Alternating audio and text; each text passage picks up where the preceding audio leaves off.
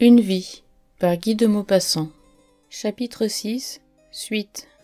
Mais par mesure d'économie, Julien avait accompli des réformes qui nécessitaient des modifications nouvelles. Le vieux cocher était devenu jardinier, le vicomte se chargeant de conduire lui-même et ayant vendu les carrossiers pour n'avoir plus à payer leur nourriture. Puis, comme il fallait quelqu'un pour tenir les bêtes quand les maîtres seraient descendus, il avait fait un petit domestique d'un jeune vacher nommé Marius. Enfin, pour se procurer des chevaux, il introduisit dans le bail des Couillard et des Martin une clause spéciale contraignant les deux fermiers à fournir chacun un cheval, un jour chaque mois, à la date fixée par lui, moyennant quoi il demeurait dispensé des redevances de volailles. Donc les Couillard ayant amené une grande rosse à poil jaune et les Martin un petit animal blanc à poil long, les deux bêtes furent attelées côte à côte, et Marius, noyé dans une ancienne livrée du père Simon, amena devant le perron du château cet équipage. Julien, nettoyé, la taille cambrée, avait retrouvé un peu de son élégance passée, mais sa barbe longue lui donnait malgré tout un aspect commun. Il considéra l'attelage, la voiture et le petit domestique, et les jugea satisfaisants, les armoiries repeintes ayant seules pour lui de l'importance. La baronne, descendue de sa chambre au bras de son mari, monta avec peine et s'assit, le dos soutenu par des coussins. Jeanne, à son tour, parut. Elle rit d'abord de l'accouplement des chevaux. Le blanc, disait-elle, était le petit-fils du jaune. Puis, quand elle aperçut Marius, la face ensevelie dans son chapeau à cocarde, dont son nez seul limitait la descente, et les mains disparues dans la profondeur des manches, et les deux jambes enjuponnées dans les basques de sa livrée, dont ses pieds chaussés de souliers énormes sortaient étrangement par le bas, et quand elle le vit renverser la tête en arrière pour regarder, lever le genou pour faire un pas, comme s'il allait enjamber un fleuve, et s'agiter comme un aveugle pour obéir aux ordres, perdu tout entier, disparu dans l'ampleur de ses vêtements, elle fut saisie d'un rire invincible, d'un rire sans fin. Le baron se retourna, considéra le petit homme abasourdi, et cédant aussitôt à la contagion, il éclata, appelant sa femme, ne pouvant plus parler. « Regarde, Marius, est-il drôle? Mon Dieu, est-il drôle ?» Alors la baronne, s'étant penchée par la portière et l'ayant considéré, fut secouée d'une telle crise de gaieté que toute la calèche dansait sur ses ressorts comme soulevée par des cahots. Mais Julien, la face pâle, demanda « Qu'est-ce que vous avez à rire comme ça? Il faut que vous soyez fou. » Jeanne, malade, convulsée, impuissante à se calmer, s'assit sur une marche du perron. Le baron en fit autant, et dans la calèche, des éternuements convulsifs, une sorte de gloussement continu, disaient que la baronne étouffait. Et soudain la redingote de Marius se mit à palpiter. Il avait compris sans doute, car il riait lui-même de toute sa force au fond de sa coiffure. Alors Julien, exaspéré, s'élança. D'une gifle, il sépara la tête du gamin et le chapeau géant qui s'envola sur le gazon. Puis, s'étant retourné vers son beau-père, il balbutia d'une voix tremblante de colère. « Il me semble que ce n'est pas à vous de rire. Nous n'en serions pas là si vous n'aviez gaspillé votre fortune et mangé votre avoir. À qui la faute si vous êtes ruiné ?» Toute la gaieté fut glacée, cessa net, et personne ne dit un mot. Jeanne, prête à pleurer maintenant, monta sans bruit près de sa mère. Le baron, surpris et muet, s'assit en face des deux femmes, et Julien s'installa sur le siège, après avoir hissé près de lui l'enfant larmoyant et dont la joue enflait. La route fut triste et parut longue. Dans la voiture on se taisait. Mornes et gênés tous trois, ils ne voulaient point s'avouer ce qui préoccupait leur cœur. Ils sentaient bien qu'ils n'auraient pu parler d'autre chose, tant cette pensée douloureuse les obsédait. Et ils aimaient mieux se taire tristement que de toucher à ce sujet pénible. Au trot inégal des deux bêtes, la calèche longeait les cours des fermes, faisait fuir à grands pas les poules noires effrayées qui plongeaient et disparaissaient dans les haies, était parfois suivie d'un chien loup hurlant qui regagnait ensuite sa maison, le poil hérissé, en se retournant encore pour aboyer vers la voiture. Un gars en sabots crottés, à longues jambes nonchalantes qui allait, les mains au fond des poches, la blouse bleue gonflée par le vent dans le dos, se rangeait pour laisser passer l'équipage et retirer gauchement sa casquette, laissant voir ses cheveux plats collés au crâne. Et entre chaque ferme, les plaines recommençaient, avec d'autres fermes au loin, de place en place.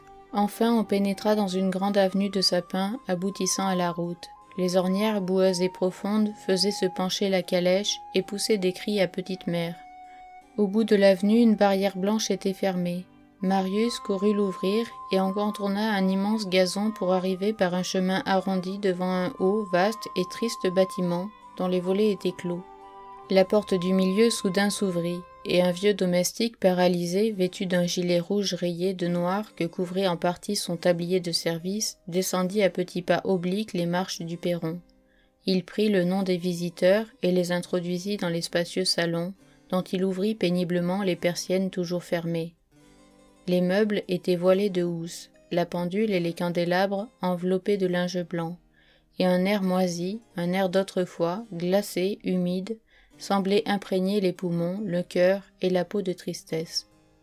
Tout le monde s'assit et on attendit. Quelques pas entendus dans le corridor au-dessus annonçaient un empressement inaccoutumé. Les châtelains, surpris, s'habillaient au plus vite. Ce fut long. Une sonnette tinta plusieurs fois. D'autres pas descendirent un escalier puis remontèrent. La baronne, saisie par le froid pénétrant, éternuait coup sur coup. Julien marchait de long en large. Jeanne, morne, restait assise auprès de sa mère, et le baron, adossé au marbre de la cheminée, demeurait le front bas. Enfin, une des hautes portes tourna, découvrant le vicomte et la vicomtesse de Briseville. Ils étaient tous les deux petits, maigrelet, sautillants, sans âge appréciable, cérémonieux et embarrassés. La femme, en robe de soie ramagée, coiffée d'un petit bonnet douairière à ruban, parlait vite de sa voix aigrelette. Le mari, serré dans une redingote pompeuse, saluait avec un ploiement des genoux. Son nez, ses yeux, ses dents déchaussées, ses cheveux qu'on aurait dit enduits de cire et son beau vêtement d'apparat luisaient comme luisent les choses dont on prend grand soin. Après les premiers compliments de bienvenue et les politesses de voisinage, personne ne trouva plus rien à dire. Alors on se félicita de part et d'autre sans raison. On continuerait, espérait-on des deux côtés, ces excellentes relations. C'était une ressource de se voir quand on habitait toute l'année à la campagne. Et l'atmosphère glaciale du salon pénétrait les os, enrouait les gorges. La baronne toussait maintenant sans avoir cessé tout à fait d'éternuer. Alors le baron donna le signal du départ. Les Briseville insistèrent. « Comment, si vite ?» Restait donc encore un peu, mais Jeanne s'était levée malgré les signes de Julien qui trouvait trop courte la visite. On voulut sonner le domestique pour faire avancer la voiture. La sonnette ne marchait plus. Le maître du logis se précipita, puis vint annoncer qu'on avait mis les chevaux à l'écurie. Il fallut attendre. Chacun cherchait une phrase, un mot à dire. On parla de l'hiver pluvieux. Jeanne, avec d'involontaires frissons d'angoisse, demanda ce que pouvaient faire leurs hôtes, tous deux seuls, toute l'année. Mais les Briseville s'étonnèrent de la question car ils s'occupaient sans cesse, écrivant beaucoup à leurs parents nobles semés par toute la France, passant leurs journées en des occupations microscopiques, cérémonieux l'un vis-à-vis de l'autre, comme en face des étrangers, et causant majestueusement des affaires les plus insignifiantes. Et sous le haut plafond noirci du vaste salon inhabité, tout empaqueté en des linges, l'homme et la femme, si petits, si propres, si corrects, semblaient à Jeanne des conserves de noblesse. Enfin la voiture passa devant les fenêtres avec ses deux bidets inégaux, mais Marius avait disparu. Se croyant libre jusqu'au soir, il était sans doute parti faire un tour dans la campagne. Julien, furieux, pria qu'on le renvoyât à pied, et après beaucoup de saluts de part et d'autre, on reprit le chemin des peuples. Dès qu'ils furent enfermés dans la calèche, Jeanne et son père, malgré l'obsession pesante qui leur restait de la brutalité de Julien, se remirent à rire en contrefaisant les gestes et les intonations des Briseville. Le baron imitait le mari, Jeanne faisait la femme, mais la baronne, un peu froissée dans ses respects, leur dit « Vous avez tort de vous moquer ainsi, ce sont des gens très comme il faut, appartenant à d'excellentes familles. On se tue pour ne point contrarier petite mère, mais de temps en temps, malgré tout, père et Jeanne recommençaient en se regardant. Ils saluaient avec cérémonie et d'un ton solennel. « Votre château des peuples doit être bien froid, madame, avec ce grand vent de mer qui le visite tout le jour. » Elle prenait un air pincé et minaudant, avec un petit frétillement de la tête pareil à celui d'un canard qui se baigne. « Oh, ici, monsieur, j'ai de quoi m'occuper toute l'année. Puis nous possédons tant de parents à qui écrire, et monsieur de Briseville se décharge de tout sur moi. Ils s'occupent de recherches savantes avec l'abbé Pell. Ils font ensemble l'histoire religieuse de la Normandie. » La baronne souriait à son tour. Contrariée et bienveillante, et répéter « Ce n'est pas bien de se moquer ainsi des gens de notre classe ». Mais soudain la voiture s'arrêta, et Julien criait, appelant quelqu'un par derrière. Alors Jeanne et le baron, s'étant penchés aux portières, aperçurent un être singulier qui semblait rouler vers eux. Les jambes embarrassées dans la jupe flottante de sa livrée, aveuglé par sa coiffure qui chavirait sans cesse, agitant ses manches comme des ailes de moulin, pataugeant dans les grandes flaques d'eau qu'il traversait éperdument, trébuchant contre toutes les pierres de la route, se trémoussant, bondissant, et couvert de boue, Marius suivait la calèche de toute la vitesse de ses pieds. Dès qu'il l'eut rattrapé, Julien se penchant, l'empoigna par le collet, la mena près de lui, et lâchant les rênes, se mit à cribler de coups de poing le chapeau qui s'enfonça jusqu'aux épaules du gamin, en sonnant comme un tambour. Le gars hurlait là-dedans, essayait de fuir, de sauter du siège, tandis que son maître le maintenait d'une main, frappé toujours avec l'autre. Jeanne, éperdue, balbutiait « Père, ô père !» et la baronne, soulevée d'indignation, serrait le bras de son mari. « Mais empêchez-le donc, Jacques !» Alors, brusquement, le baron abaissa la vitre de devant, et attrapant la manche de son gendre, lui jeta d'une voix frémissante. « Avez-vous bientôt fini de frapper cet enfant ?» Julien, stupéfait, se retourna. « Vous ne voyez donc pas dans quel état le bougre a mis sa livrée ?»